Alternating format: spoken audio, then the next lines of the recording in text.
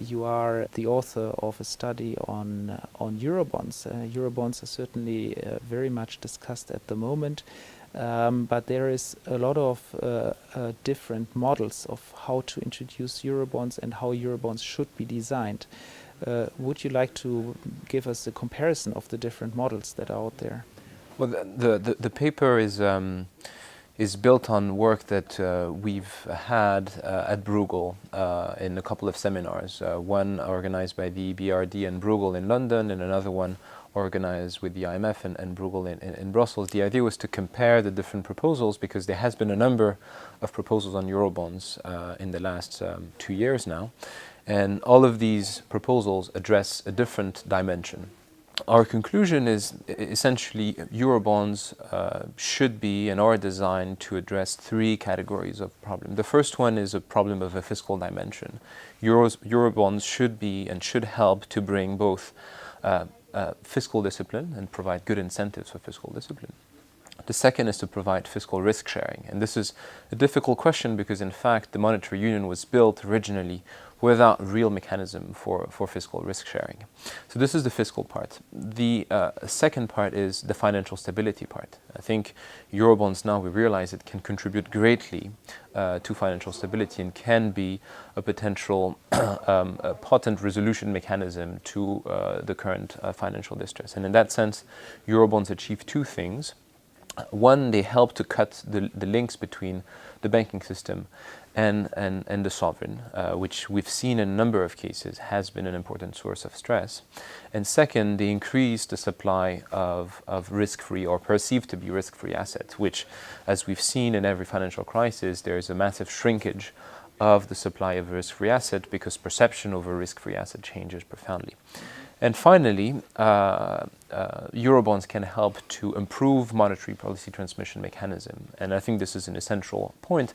And they can do that in 2 ways, both by reducing the aggregate borrowing cost of the euro area, and second, by improving the transmission mechanism on a country-per-country basis. And so our work now is to try and understand how the different proposals address these different dimensions. And what we observe, and this is the difficult part, is that actually each Eurobond proposal is better than the next one at addressing one of these questions. So we need to rank and prioritize these questions and then see how the different proposals fit. And ultimately, the goal is to try and lay out potential path towards an ultimate solution, but there is no real ultimate solution. What we find is that there are different paths that in fact are very much linked to the political path that needs to be that is to be chosen in the move towards a fiscal union.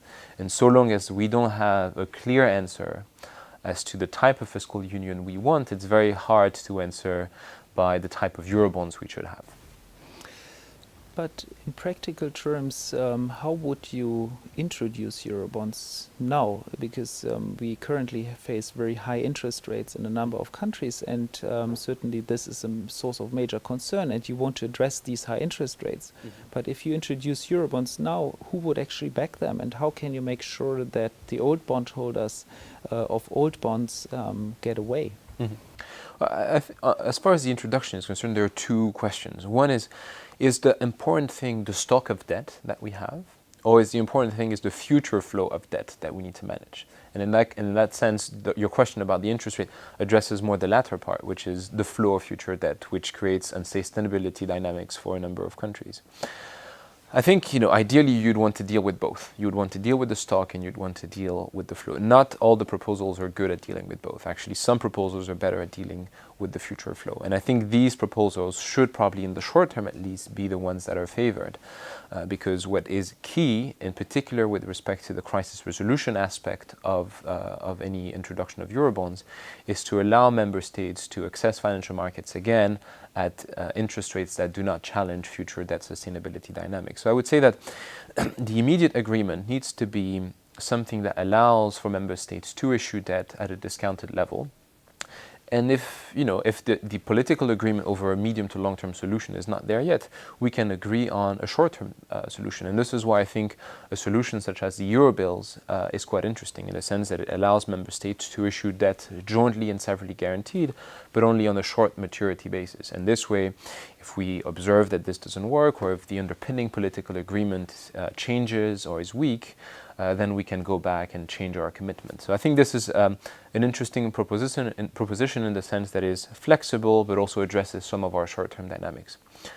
Now there is a more fundamental question as well about the stock of debt and what do we do with this. And this is not an easily solvable one. We've built over the last year a number of rules and governance changes, the six-pack, the two-pack, the fiscal compact. And maybe, and some argue that we should build a Eurobond proposal that actually helps to bring down the debt burden. And in that sense, the European Redemption Fund, which has been proposed by the German Council of Economic Experts, does go a long way in that direction. But I think ideally, and the European Parliament seems to be heading into that direction, what we need to find is the good combination and the good sequencing of those different options. And it's quite possible that actually the right mix is something that mixes Eurobills to deal with the future flow of debt, and maybe the redemption fund as well to deal with the previous stock. And the right question to ask is, how do we combine these things and how do we sequence them? Mm-hmm. But what institutions would you need to underpin the credibility of these Eurobonds? Because you have international investors that want to buy bonds, and these international investors want to know who's going to pay for these bonds. So they want to have reinsurance that there are strong institutions behind this. So you mentioned already the six-pack, but going beyond, what do you think is needed as a solid foundation for Eurobonds? Well, I think the most solid foundation would be to agree on the contours of a fiscal union. I think institutional questions can be solved if the underpinning political question has been solved. And this is why the two debates about both budgetary integration and political union are essential. What's regrettable so far is that both are not clarified. On one hand, to caricature a bit, Germany argues that budgetary integration is necessary, but seems to consider budgetary integration only through the prism of fiscal discipline. On the other hand, the French also seem to agree that budgetary integration is necessary, but are not really ready to specify what this means and whether this actually means an abandon of national fiscal sovereignty.